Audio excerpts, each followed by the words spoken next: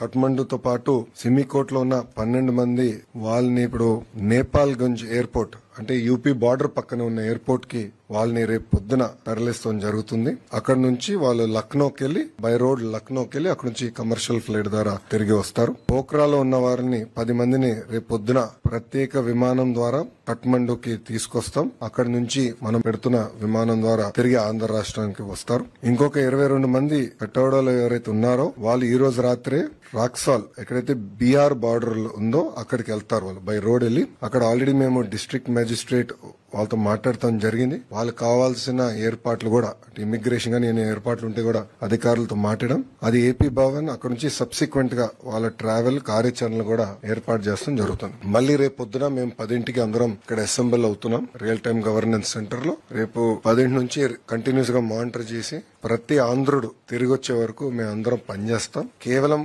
విశాఖపట్నానికి కడపకే కాదు ప్రభుత్వం వాళ్ళని వాళ్ళ ఇంట్లో దించే బాధ్యత తీసుకుంటాం.